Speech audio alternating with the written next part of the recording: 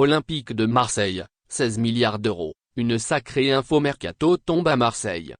Olympique de Marseille mercato, prêté à l'Olympique de Marseille par Arsenal sans option d'achat lors de ce marché des transferts estival. Nino Tavares n'a pas tardé à mettre tout le monde d'accord suite à son excellent début de saison sous le maillot marseillais. Pablo Longoria a une nouvelle fois dynamité ce mercato EM avec pas moins de 12 nouvelles recrues enregistrées du côté de Marseille cet été: Nino Tavares, Jonathan Klaus, Amin Harit, Alexis Sanchez, Chancel Mbomba, Samuel Gigot, Eric Bailly, Jordan Veretout, Luis Suarez, Ruben Blanco, Isaac Touré, Rogerio Niakossi. Et ça leur peu de départs ont finalement eu lieu au sein du club phocéen désormais entraîné par Igor Tudor. Milik à la Juventus Turin, Douge Caleta à Southampton, et le mystère bambadien, mis à l'écart et recalé par l'OGC Nice suite à un problème au genou détecté lors de la visite médicale.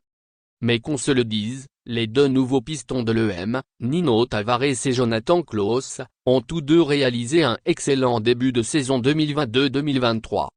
Prêté par Arsenal cet été, le jeune latéral gauche offensif portugais semble être sur les traces d'un certain William Saliba, qui avait lui aussi été envoyé sur la canebière par les Gunners afin d'obtenir davantage de temps de jeu lors du dernier exercice.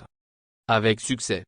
Mais comme il l'a annoncé sur RMC Sport, ce dernier, dont la valeur serait estimée à 16 milliards d'euros actuellement, aurait souhaité qu'une option d'achat soit négociée entre l'Olympique de Marseille et Arsenal sur son contrat de prêt. Je n'aurais probablement joué que les matchs de Coupe nationale en restant chez les Gunners. Je savais qu'en venant ici, j'aurais l'opportunité de jouer à mon poste dans un grand championnat et en Ligue des Champions.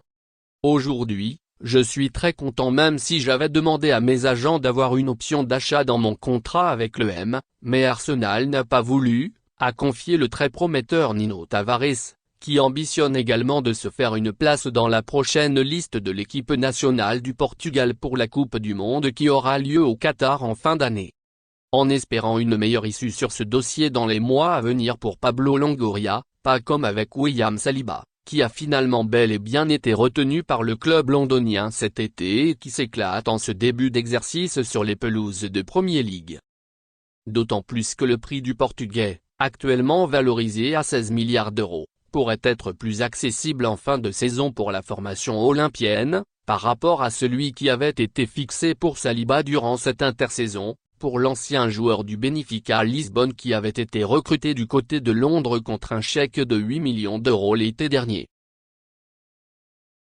Merci de bien vouloir activer la cloche et de cliquer sur j'aime.